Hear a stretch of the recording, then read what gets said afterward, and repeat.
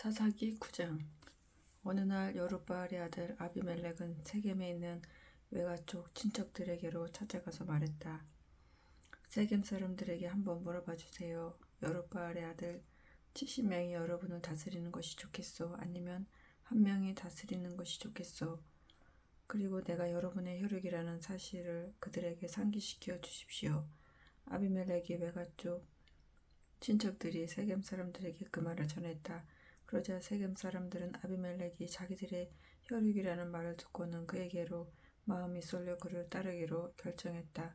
세겜 사람들은 바알브리 신전에서 은 70세겔을 가져다가 아비멜렉에게 바쳤다.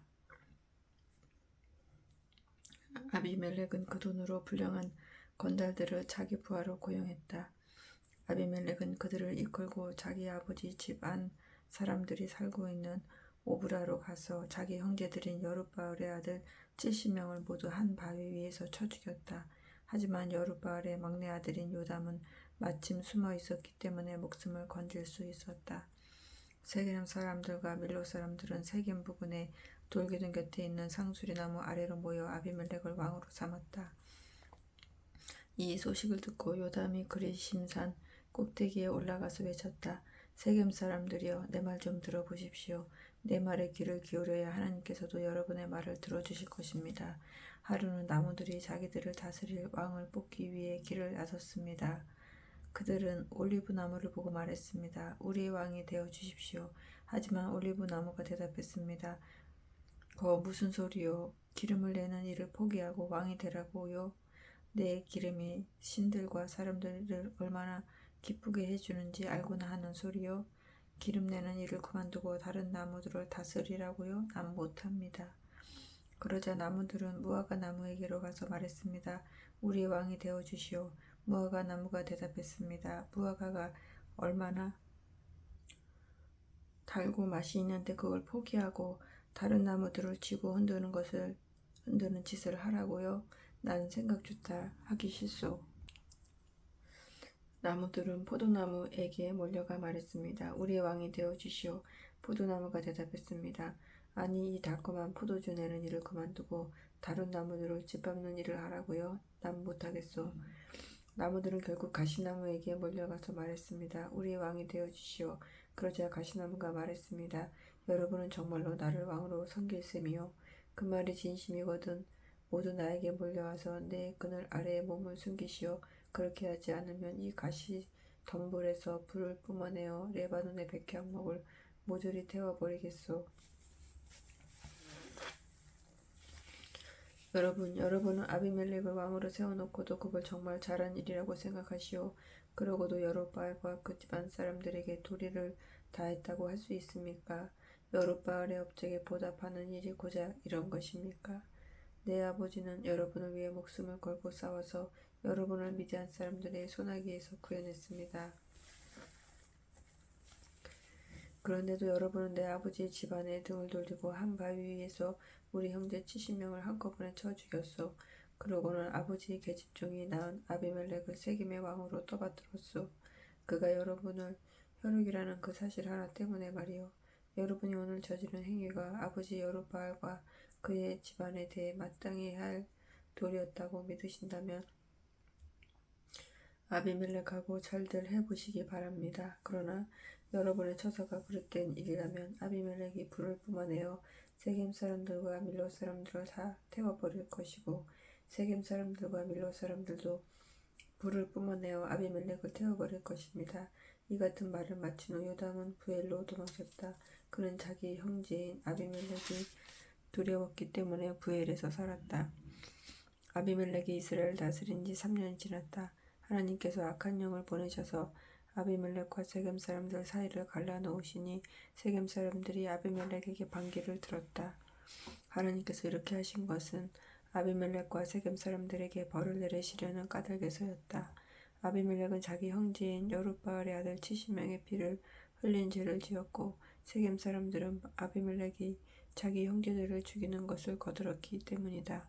세겜 사람들이 아비멜렉에게 대항하여 주변의 산 꼭대기마다의 사람들을 매복시켜 놓고 지나가는 사람들을 강탈하게 했다. 이런 일이 아비멜렉의 귀에 들어갔다.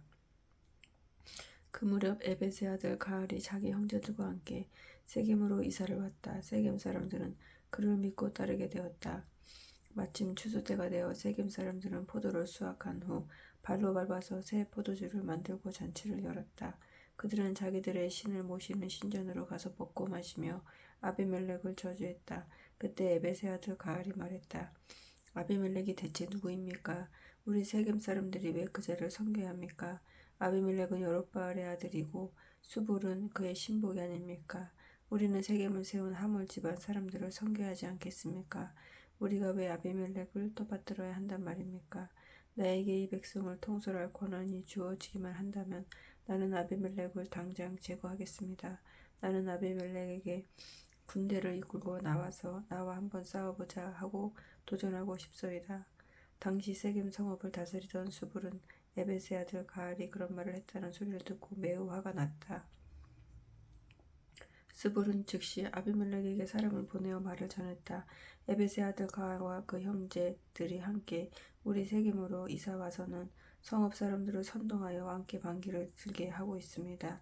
그러니 왕께서는 밤중에 군사들을 이끌고 이리로 오셔서 들판에 매복하고 계시다가 아침에 뜰 무렵에 성읍을 기습 공격하도록 하십시오. 가알과 그를 따르는 무리들이 성읍에서 나와 맞서 싸우면 그때 왕께서 그들을 처치하도록 하십시오. 아비멜렉은 밤중에 군대를 이끌고 출동하여 부대를 넷수로 나누어 세겜 근처에 매복했다. 아침에 에벳의 아들 가알이 성문 앞으로 나오자 아비멜렉과 그를 따르는 군대가 매복하고 있다가 나타났다. 가알이 그 군대를 보고는 스불에게 말했다. 보시오, 웬 군대가 산꼭대기에서 이리로 내려오고 있습니다. 그러자 스불이 대꾸했다. 산 그림자가 드리워진 것을 사람들로 잘못 본 겁니다. 가을이 목소리를 높였다. 아니요, 분명 사람들이 들판 한가운데서 이리로 오고 있어요. 또 저기 점쟁이의 상수리 나무 쪽에서도 한 무리가 오고 있어. 그러자 수불이 말했다. 왜 우리가 아비멜렉을 섬겨야 하느냐고 큰 소리 치더니 어찌 된 거요? 저 사람들이 바로 당신이 비웃던 그자들이 아니요. 어서 나가서 싸워보시오. 가을은 세겜 사람들을 이끌고 나가서 아비멜렉 군대와 싸웠다. 하지만 그는 이내 아비멜렉에게 쫓겨 도망치기 시작했다. 세겜 사람들이 크게 패하여 많은 사상자가 났다. 칼에 쓰러져 누운 자가 성문 입구까지 즐비했다.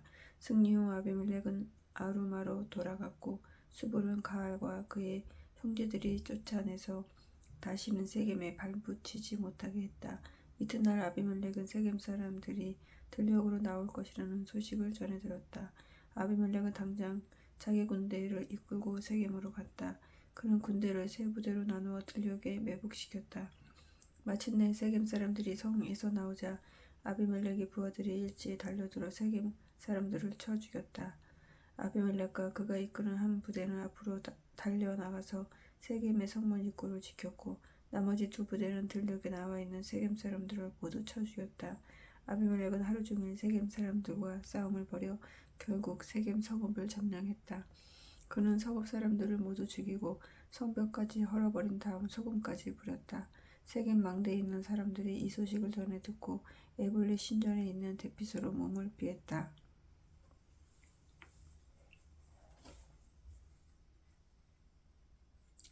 아비멜렉은 그 소식을 듣고 자기 부하들을 모두 이끌고 살몬산으로 올라갔다.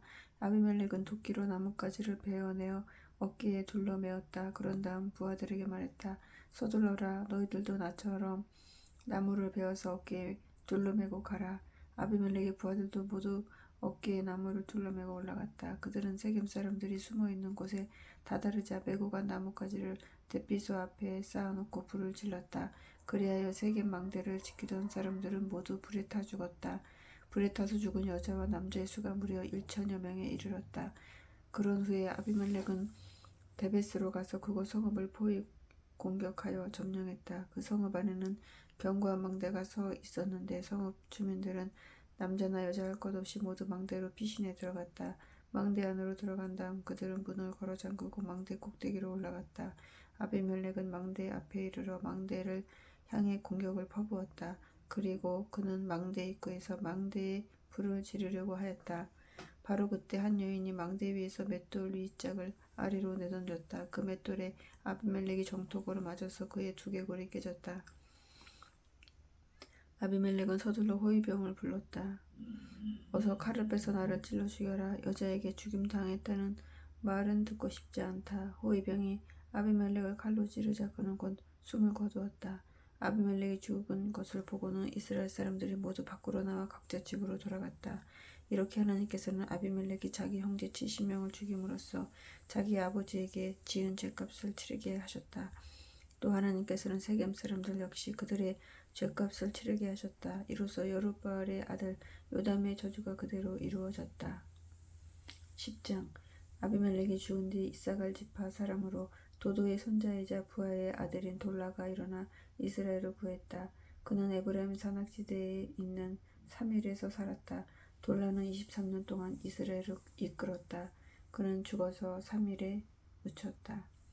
그 후에는 길르앗 지파 사람인 야일이 등장하여 22년 동안 이스라엘을 이끌었다.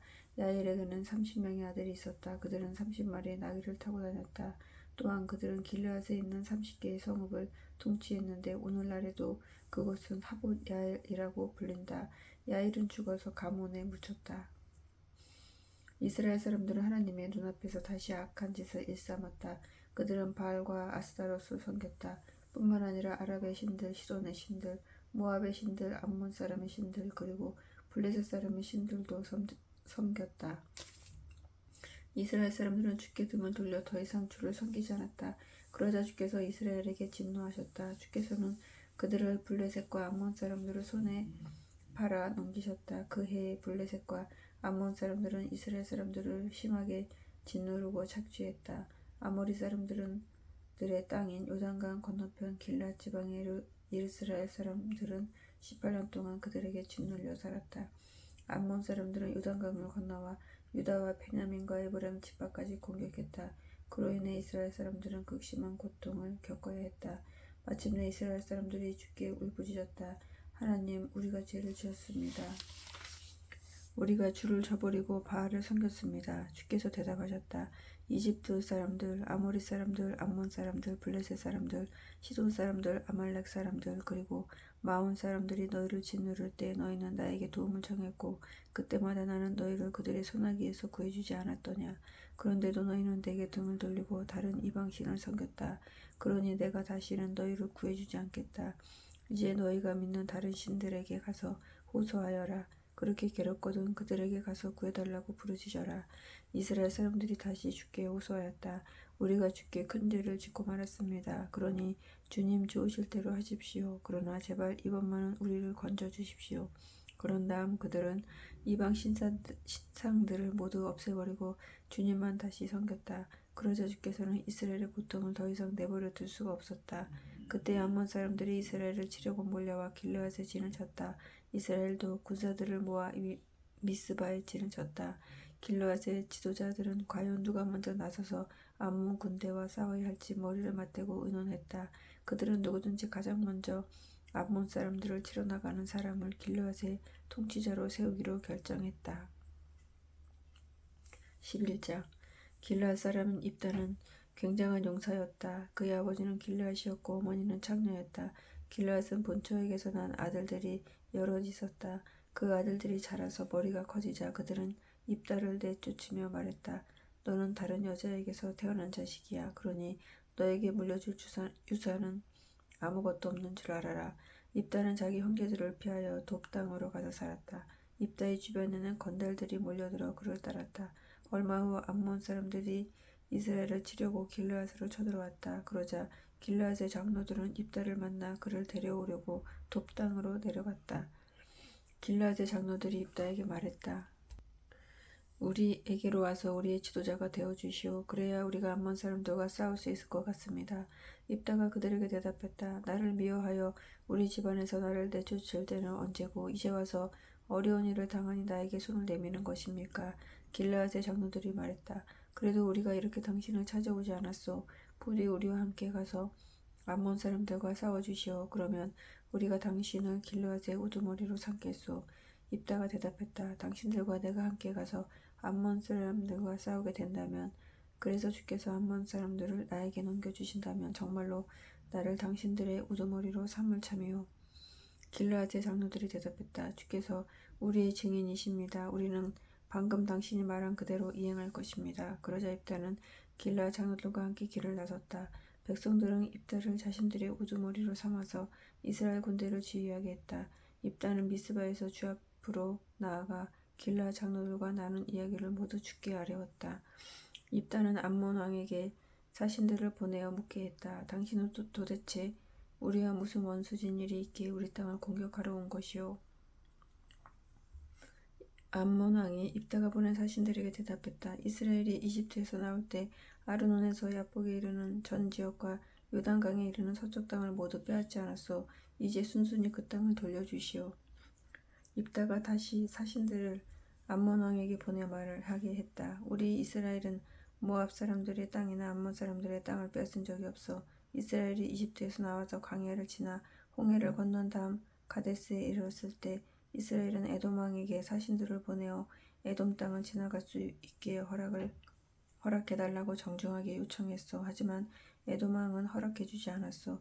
이스라엘은 모압 왕에게도 예를 갖춰 사신들을 보냈지만 모압 왕 역시 거절했어. 그래서 이스라엘은 가데스에 머물 수밖에 없었어.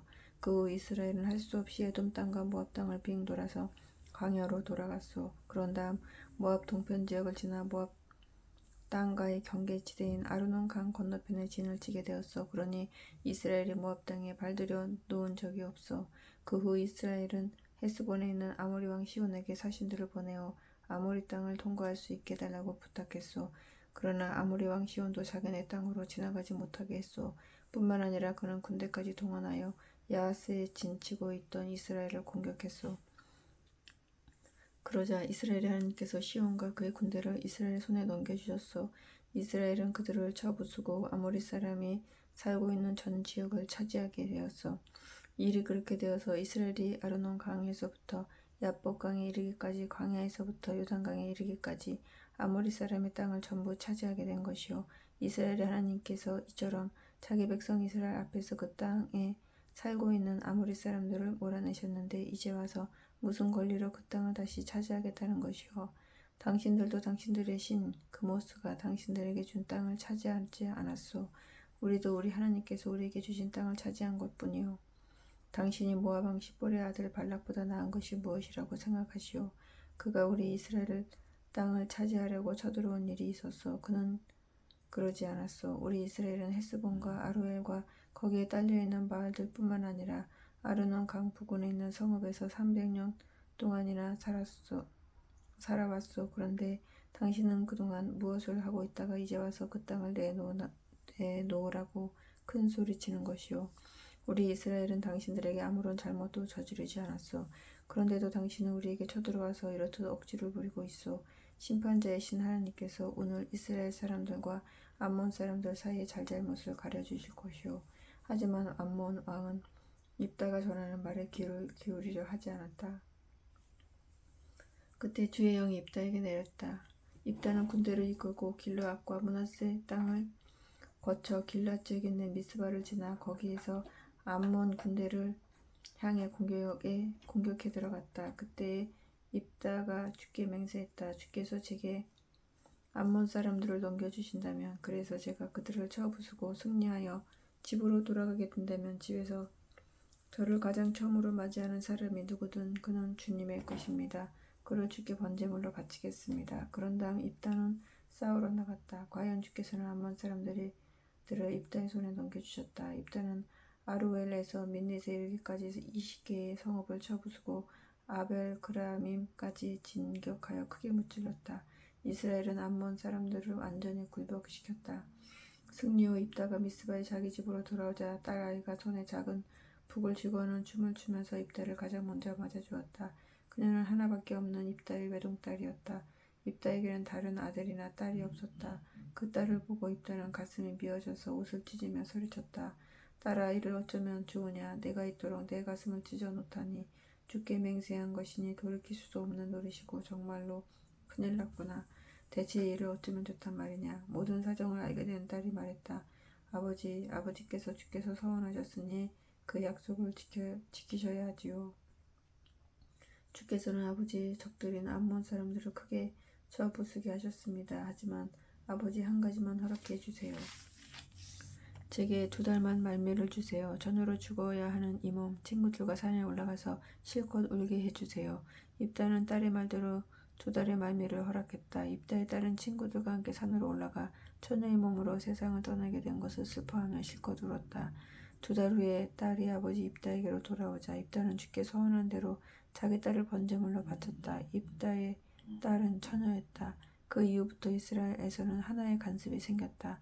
즉 해마다 나흘 동안은 젊은 여인들이 집 밖에 나가 지내면서 입다의 딸을 기억하고 슬피 우는 것이 관습이 되었다.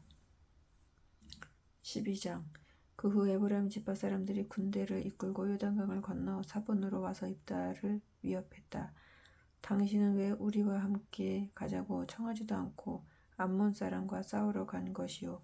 당신의 집에 불을 질러 모조리 태워버리겠소. 입다가 대답했다. 대체 무슨 소리요? 내가 사람들을 이끌고 암몬 사람들과 싸우러 나갈 때 당신들을 부르지 않았소. 당신들에게 같이 싸우러 나가자고 했지만 당신들은 우리를 도와줄 생각이 없었소. 그래서 나는 당신네들이 우리를 도울 마음이 없는 것을 보고 목숨을 걸고 암몬 진영으로 쳐들어가 싸웠소. 다행히 주께서 암몬 사람들을 우리 손에 넘겨주시어 우리가 이길 수 있었소. 그런데 무슨 이유로 이제 와서 내게 싸움을 거는 것이오.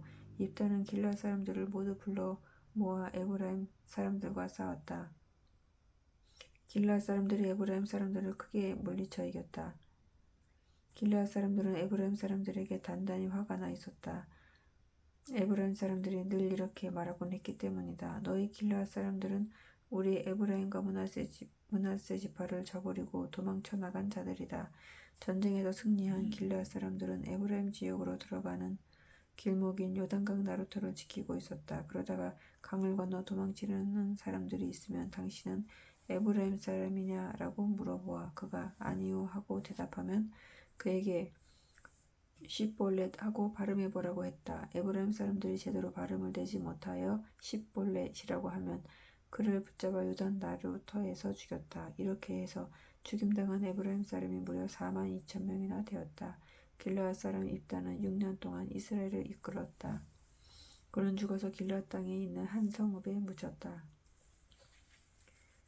입다의 뒤를 이어 베들레헴 출신의 입산이 이스라엘을 이끌었다. 그에게는 아들 30명과 딸 30명이 있었다.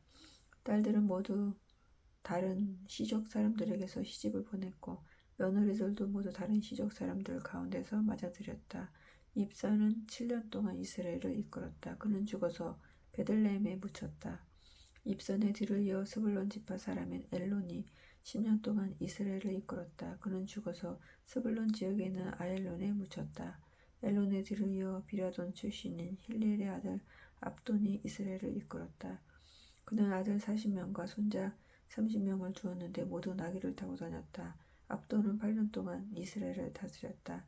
그는 죽어서 아말렉 산맥 지대에 있는 에브라임 땅 비라돈에 묻혔다. 13장 이스라엘 사람들은 주께서 보시는 앞에서 다시 악한 짓을 일삼았다. 주께서 그들을 블레셋 사람들의 손에 넘기셔서 40년 동안 압제를 받게 하셨다. 그때 소라 땅의 단 지파 출신인 마노아라는 사람이 살고 있었다. 그의 아내는 아이를 갖지 못했다. 어느 날 마노아의 아내에게 주의 천사가 나타나 말했다. 너는 본래 아이를 갖지 못하는 여인이었으나 이제 곧 아이를 가져 아들을 낳을 것이다. 그러니 이제부터는 포도주나 독주를 마시지 말고 부정한 음식은 입에 대지 말아라. 너는 임신하여 아들을 낳을 것이다. 아이를 낳게 되면 아이의 머리에 칼을 대지 말아라. 그 아이는 뱃속에서 나올 때부터 하나님께 바쳐진 나실인이기 때문이다. 이 아이는 이스라엘을 블레셋의 손에서 구하는 일을 시작하게 될 것이다. 그 여인은 남편의 마노에게 이런 사실을 알렸다. 하나님의 사람이 내게 오셨어요. 하나님의 천사 같았는데 너무나 두려웠어요. 저는 그분에게 어디서 왔는지 또 이름이 무엇인지 물어보지도 못했어요. 하지만 그분이 제게 이렇게 말하더군요. 너는 임신하여 아들을 낳을 것이다. 그러니 포도주나 독주를 마시지 말고 부정한 음식은 입에 대지 말아라. 그 아이는 태어날 때부터 하나님께 바쳐진 나실인이기 때문이다.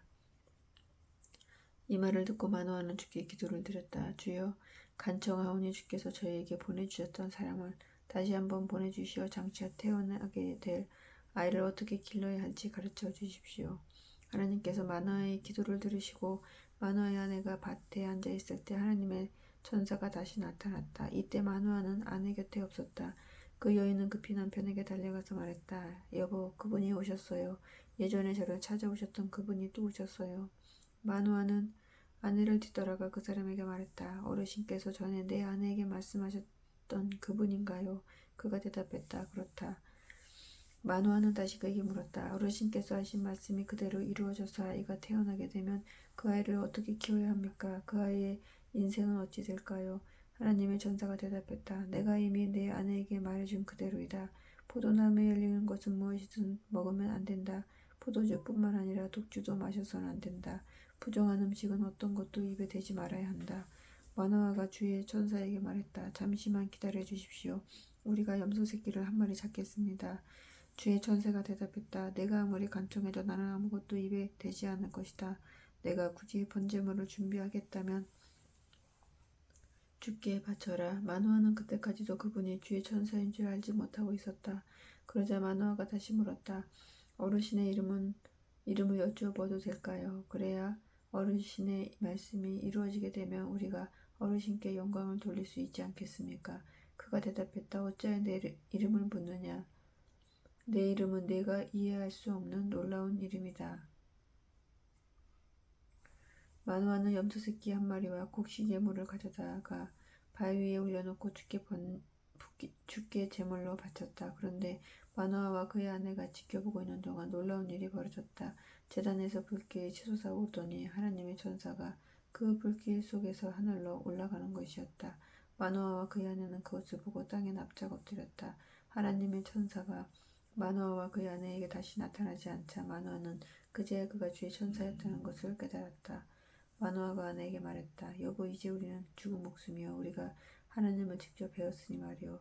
그의 아내가 말을 받았다. 아니에요. 주께서 우리를 죽이실 작정이었다면 우리가 드린 번제물과 곡식예물을 받으시지도 않았을 거예요. 또 우리에게 이런 일을 보여주시지도 않았을 것이고 우리에게 그런 말씀도 해주시지 않았을 거예요. 마누아의 아내는 임신하여 아들을 낳고 이름을 삼손이라고 지었다. 아이는 주께서 내리시는 복을 받으면서 무럭무럭 자라났다. 삼손이 소라와 에스다올 사이에 있는 마하네단에 있을 때 하나님의 영이 그에게 내리기 시작했다. 14장. 어느 날 삼손은 딥나로 내려갔다가 블레셋의 한 처녀를 보았다. 그는 집으로 돌아와 부모에게 말했다. 제가 딥나에서 블레셋의 한 아가씨를 보았는데 그녀를 아내로 맡고 싶어요. 삼손의 부모가 말했다. 우리 친척이나 결혼 중에는 그럴 만한 여자가 없단 말이냐. 왜 하필 할례도 받지 않은 블레셋 사람 가운데서 아내를 맡겠다는 것이냐. 그래도 삼손은 아버지를 졸랐다. 그 여자가 제 마음에 듭니다. 제발 그 처녀를 아내로 데려오게 허락해 주세요. 당신은 블레셋이 이스라엘을 지배하고 있었다. 주께서는 이 일로 인해 블레셋을 칠 구실을 마련하고 계셨지만 삼손의 부모는 주께서 이런 일을 계획하고 계시다는 것을 알지 못했다. 삼손은 자기 부모와 함께 딥나로 내려갔다. 딥나의 포도원에 이르렀을 때 갑자기 사자새끼 한 마리가 나타나 삼손을 보고 으르렁거렸다. 하나님의 영이 삼손을 휘감자 그는 사자새끼에게 달려들어 마치 양새끼를 다루듯 맨손으로 사자새끼를 찢어 죽였다. 그러나 삼손은 이 일을 부모에게 말하지 않았다. 그 뒤 삼손은 블레셋 처녀를 만나 이야기를 나누었다. 그는 그 여인을 무척 좋아했다. 얼마 후 삼손은 그 여인을 아내로 맞아들이려고 다시 딥나로 내려갔다. 삼손은 예전에 자기가 죽였던 사자새끼가 생각나서 그곳으로 가보았다. 사자새끼 시체 속에는 벌떼가 모여들어 있었고 꿀도 고여 있었다. 삼손은 손으로 꿀을 떠다가 길을 가면서 먹었다. 그리고 집에 돌아와서 부모에게도 꿀을 드렸다. 그러나 그 꿀이 사자새끼의 시체에서 퍼온 것이라는 말은 하지 않았다. 삼손의 아버지는 며느리를 보기 위해 딥나로 내려갔다. 삼손은 장가들 때 하는 관습에 따라 처녀가 사는 동네에서 잔치를 벌였다. 블레셋 청년이 30명이 잔치에 와서는 삼손과 함께 먹고 마셨다. 그때 삼손이 그들에게 말했다. 제가 여러분에게 수수께끼를 하나 내겠습니다. 잔치가 열리는 7일 동안에 여러분이 그 수수께끼를 풀면 내가 여러분께 배우 30벌과 겉옷 30벌을 선물로 드리겠습니다. 그러나 여러분이 그 수수께끼를 풀지 못하면 여러분이 내게 배우 30벌과 겉옷 30벌을 주시오. 그러자 그들이 대답했다. 좋소. 그럼 수수께끼를 내보시오. 삼손이 문제를 냈다. 먹는 자에게서 먹는 것이 나오고 힘센 자에게서 단 것이 나오는데 그것이 무엇이오? 블레셋 사람들은 수수께끼를 풀어보려고 3일 동안이나 머리를 짜봤지만 도무지 풀 수가 없었다. 4일째 되는 날 잔치에 참석했던 블레셋 사람들이 삼손의 아내에게 말했다. 당신의 남편을 깨어 수수께끼의 답을 알아내어 우리에게 그것을 말해주시오. 그렇게 하지 않으면 당신뿐만 아니라 당신 친정집을 불태워버리겠소. 우리 것을 빼앗아 속셈으로 우리를 잔치에 초대했단 말이오. 그러자 삼손의 아내는 울면서 삼손에게 매달렸다. 당신은 나를 미워하는군요. 당신은 나를 조금도 사랑하지 않아요. 당신이 정말로 나를 사랑한다면 어째서 나에게까지 그 답이 무엇인지 알려주지 않는 거예요. 삼손이 대답했다. 이봐요. 나는 우리 부모에게도 그 답을 가르쳐드리지 않았소. 그런데 어떻게 당신에게 가르쳐줄 수 있단 말이오. 남은 잔치 기간 동안 그녀는 울면서 계속 삼손에게 애원했다. 7일째가 되는 날 마침내 삼손은 더 이상 견디지 못하고 수수께끼의 답을 그녀에게 가르쳐주고 말았다. 그녀는 곧장 자기 동족들에게 수수께끼의 답을 말해주었다. 잔치에 참석했던 블레셋 사람들은 7일째 되는 날에 해가 지기 전에 삼손에게 말했다. 무엇이 꿀보다 더 달겠으며 무엇이 사자보다 더 힘이 세겠소. 그러자 삼손이 화가 나서 말했다. 당신들은 우리 집 암소로 밭을 간 것이 분명해. 그렇지 않으면 내 수수께끼를 마칠 리가 없어.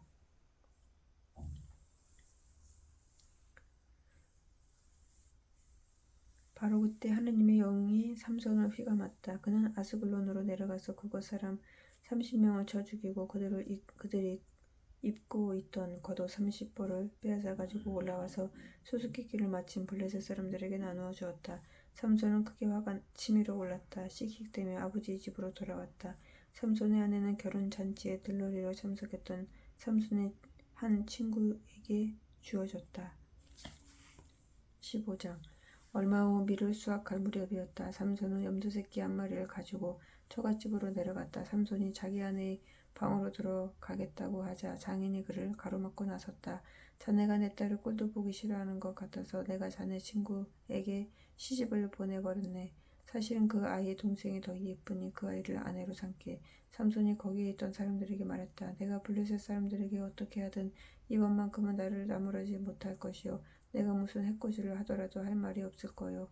삼손은 여우 300마리를 잡아서 꼬리와 꼬리를 서로 붙잡아 맨 다음에 그 사이에 회를 매달고는 거기에 불을 붙여 블레셋 사람들이 곡식밭으로 여우를 내몰았다. 그러자 베어놓은 낫가리뿐만 아니라 아직 배지도 않은 곡식과 포도원과 올리브 나무까지 모두 불에 탔다.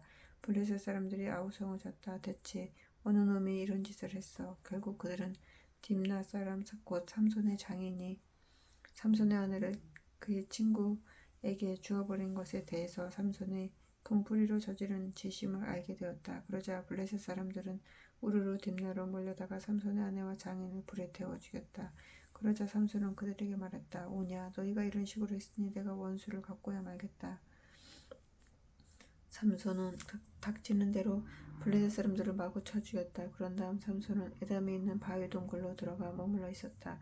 그러자 블레셋 사람들이 유다를 치르고 올라와 레히 근처에 진을 쳤다. 유다 사람들이 블레셋 사람들에게 물었다. 무슨 일 때문에 우리를 공격하려고 올라왔느냐? 그들이 대답했다. 삼손을 잡으러 왔다. 삼손이 우리에게 한 짓을 우리도 그대로 해줄 참이다. 그러자 유다 사람 3,000명이 삼손이 머물고 있는 에단 바위 동굴로 몰려가서 말했다. 삼손, 당신은 어째서 그렇게 위험한 일을 저질렀소? 우리가 지금 블레셋의 지배를 받고 있다는 사실을 모른단 말이오. 삼손이 대답했다. 나는 다만 블레셋 사람들이 나에게 한 대로 갚아주었을 뿐이오.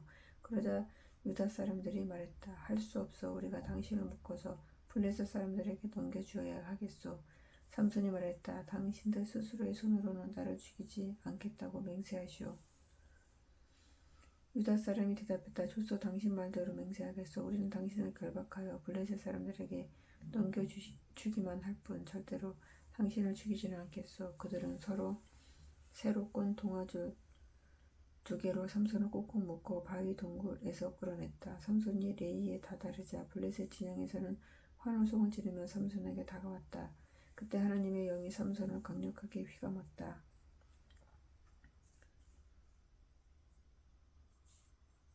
그러자 삼손은 올가매고 있던 동아줄이 불에 타다 남은 시루라기 같이 맥없이 끊어졌다. 마침 삼손은 싱싱한 당나귀 턱뼈 하나가 있는 것을 보고는 그것을 집어들고 그것으로 블레셋 사람들을 무려 1,000명이나 때려 죽였다. 그리고 삼손은 이렇게 외쳤다. 당나귀 턱뼈 하나로 무더기에 무더기를 쌓았다. 당나귀 턱뼈 하나로 1,000명을 쳐 죽였다. 이렇게 외친 후 삼손은 손에 든 당나귀 턱뼈를 휙 내던졌다. 그리고 그것을 라마레이라고 불렀다. 당나귀 턱뼈의 언덕이란 뜻이다.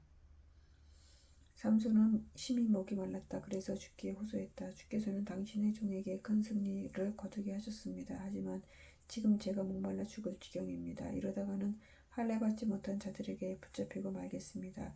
그러자 하나님께서 레이의 우먹크게 들어간 곳을 터뜨려 물이 솟아나게 해주셨다. 삼손은 그 물을 마시고 기운을 차렸다. 그리고 그 샘을 에나꼬레라 불렀다. 부르짖는 자의 샘이란 뜻이다. 그 샘은 오늘날까지도 레이에 남아있다. 블레셋 사람들이 이스라엘 땅을 지배하는 동안 삼손은 사사로서 20년 동안 이스라엘을 이끌었다. 16장.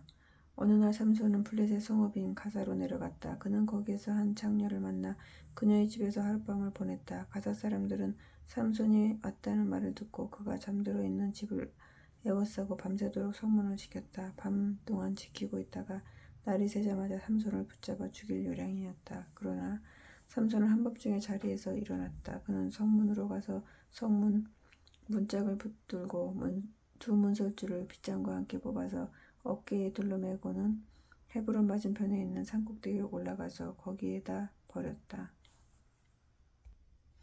그런 일이 있은 뒤 삼손은 소렛 골짜기에 사는 들릴라라고 하는 한 블레셋 여인을 사랑하게 되었다. 블레셋의 지도자들이 들릴라에게 찾아와서 말했다. 내가 삼손을 깨워서 삼손의 무시무시한 힘이 어디에서 나오는지 알아내도록 해라. 어떻게 해야 삼손을 꼼짝 못하게 붙을 수 있는지 꼭 답 좀 알아내다오. 그 방법을 알려준다면 우리 모두가 각자 내게 은 1,100세겔씩을 주겠다.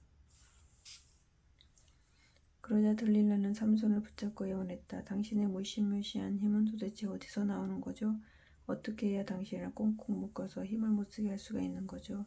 삼손이 대답했다. 궁금하오? 마르지 않는 푸른 칡넝쿨 7가닥으로 나를 묶으면 나도 힘이 빠져서 보통 사람과 똑같아진다오. 블레셋 지도자들은 즉시 들릴라에게 마르지 않는 푸른 칡넝쿨 7가닥을 가져다 주었고 들릴라는 그것으로 삼손을 꽁꽁 묶었다. 그런 후 들릴라는 자신의 방에 사람들을 숨겨놓고는 삼손에게 외쳤다. 삼손, 블레셋 사람들이 당신을 잡으러 왔어요. 그 소리에 삼손이 벌떡 일어나서 힘을 쓰자 그를 묶었던 칡넝쿨이 마치 타다 남은 시루라기처럼 맥없이 끊어져 버렸다. 블레셋 사람들은 삼손의 힘이 어디서 솟아나는지 그 비밀을 아직 알지 못했다. 들릴라가 삼손을 다그쳤다. 당신은 나를 바보로 만들어버렸어요. 거짓말을 잘도 해대는군요. 어떻게 해야 당신을 정말로 묶을 수 있죠? 나에게만 일러주세요. 삼손이 대답했다. 한 번도 사용한 일이 없는 새 밧줄로 나를 묶으면 나도 힘이 빠져서 보통 사람과 똑같아진다오. 들릴라는 새 밧줄을 가져와서 삼손을 꽁꽁 묶었다. 그녀는 예전처럼 자신의 방에 사람들을 미리 숨겨놓고는 삼손에게 다급하게 외쳤다. 삼손, 블레셋 사람들이 당신을 잡으러 왔어요. 삼손이 일어나서 힘을 쓰자 이번에도 묶여있던 밧줄이 시로라기처럼 힘없이 끊어져 버렸다. 그러자 들릴라가 삼손에게 말했다. 당신은 지금껏 나를 바보로 만들어버렸어요. 더 이상 내게 거짓말 하지 마세요. 어떻게 해야 당신을 묶을 수 있는지 제발 가르쳐주세요. 삼손이 대답했다. 내 머리카락을 7가닥으로 꼰 후에 배틀에다 넣고 옷감처럼 짜서 말뚝으로 땅에 박으면 나도 힘이 빠져서 보통 사람과 똑같아진다오. 그래서 들릴라는 삼손이 잠든 사이에 삼손의 머리카락을 꼬아 배틀에 짠 다음 말뚝으로 단단히 고정시켰다. 그러고는 삼손에게 외쳤다. 삼손, 블레셋 사람들이 당신들을 잡으러 왔어요. 삼손이 자리에서 벌떡 일어나자 배틀 바디뿐만 아니라 땅에 박혀 있던 말뚝까지도 쑥 뽑아버렸다. 들릴라가 다시 삼손을 졸라댔다. 나를 이토록 믿지 않으면서 어떻게 당신이 나를 사랑한다고 말할 수 있나요? 당신이 나를 바보로 만들어버린 것이 벌써 3번째예요. 당신의 그 무시무시한 힘이 어디서 솟아났는지 왜 나한테까지도 말해주지 않는 거죠? 들릴라는 날이면 날마다 끈질기게 삼손에게 졸라댔다. 삼손은 마음이 괴로워서 죽을 지경이었다. 결국 더 이상 참지 못하고 삼손은 모든 것을 털어놓고 말았다. 사실 나는 태어난 이래로 머리카락에 면도칼을 대본 적이 없어. 나는 어머니 뱃속에 있을 때부터 하나님께 바쳐진 나시린이기 때문이요. 그러니까 내 머리털을 싹 밀어버린다면 힘이 다 빠져서 나도 보통 사람들처럼 되어버릴 것이요. 삼손의 말을 듣고 들릴라는 이제야 삼손이 진실을 말했다는 것을 알았다. 그녀는 블레셋 지도자들에게 사람을 보내어 말을 전했다. 이번 한 번만 더 올라오세요. 삼손이 진짜로 내게 비밀을 말해주었어요. 그러자 블레셋 지도자들이 약속했던 은을 가지고 올라왔다. 들릴라는 자기 무릎에 삼손을 뉘어 잠들게 한 후 사람을 시켜서 7 가닥으로 딴 삼손의 머리를 싹 밀게 했다. 그러자 삼손의 힘이 그에게서 빠져나갔다. 들릴라가 외쳤다. 삼손, 블레셋 사람들이 당신을 잡으러 왔어요. 삼손은 잠에서 깨어났다. 그는 예전처럼 힘을 쓰려고 해보았지만 생각대로 되지 않았다. 그는 주께서 자신을 이미 떠났다는 것을 알지 못했다. 블레셋 사람들은 삼손을 꽁꽁 묶은 뒤 2 눈을 빼고는 가사로 끌고 갔다. 그들은 삼손을 청동사슬로 묶고 감옥에 가둔 뒤 감옥에서 맷돌을 돌리게 했다. 그러는 동안에 시간이 흘렀고 깎인 삼손의 머리카락은 다시 자라나기 시작했다. 어느 날 블레셋 지도자들이 다 함께 모여 자기네 신인 다곤에게 제사를 올린 다음 노래를 부르며 즐거워했다. 우리의 신은 우리 원수를 우리 손에 넘겨주셨네. 삼손을 우리에게 넘겨주셨네. 사람들은 삼손을 바라보고는 자신들의 신을 찬양했다. 우리의 신은 원수를 우리 손에 넘겨주셨네. 우리 땅을 망쳐놓고 수많은 사람을 죽인 자를 우리에게 넘겨주셨네. 블레셋 사람들은 더욱 흥이 나서 외쳐댔다. 삼손을 끌어내라. 삼손을 끌어내어 우리 앞에서 제주를 부려보라고 하여라. 그들은 삼손을 감옥에 끌어내어 자신들이 잘 볼 수 있도록 기둥 사이에 세워두었다. 그때 삼손은 자기 손을 붙들고 있는 시종에게 부탁했다. 여보게, 이 신전을 떠받치고 있는 기둥을 만질 수 있는 곳에 나를 데려다주게. 내가 몸을 좀 기대고 싶네. 신전에는 수많은 사람들이 모여 있었다. 블레셋 지도자들도 모두 참석해 있었다. 신전의 지붕에 올라가 있는 사람만도 3,000명이나 되었다. 삼손이 주께 기도했다. 주여, 저를 기억해 주십시오. 한 번만 더 제게 힘을 주십시오. 저의 2 눈을 빼버린 블레셋 놈들에게 단번에 원수를 갚게 해 주십시오. 그런 후에 삼손은 신전 지붕을 버티고 있는 중앙의 2 기둥을 하나는 왼손으로 하나는 오른손으로 꽉 붙잡았다. 내가 오늘 블레셋 놈들과 함께 죽으련다 하고 크게 외치면서 삼손은 있는 힘을 다해 기둥을 밀기 시작했다. 그러자 신전이 와르르 무너져 내리면서 블레셋 사람들과 지도자들을 내리덮쳤다. 그리하여 삼손은 자신이 죽을 때에 죽인 블레셋 사람들의 수가 살아있는 동안에 죽인 블레셋 사람들보다 훨씬 더 많았다. 삼손의 형제들과 온 집안 식구들이 이 소식을 듣고 내려와서 삼손의 시신을 거두어 그의 아버지 마노아의 무덤 곁에 장사 지내 주었다. 마노아의 무덤은 소라와 에스타올 사이에 있었다. 삼손은 사사로서 20년 동안 이스라엘을 이끌었다. 아멘.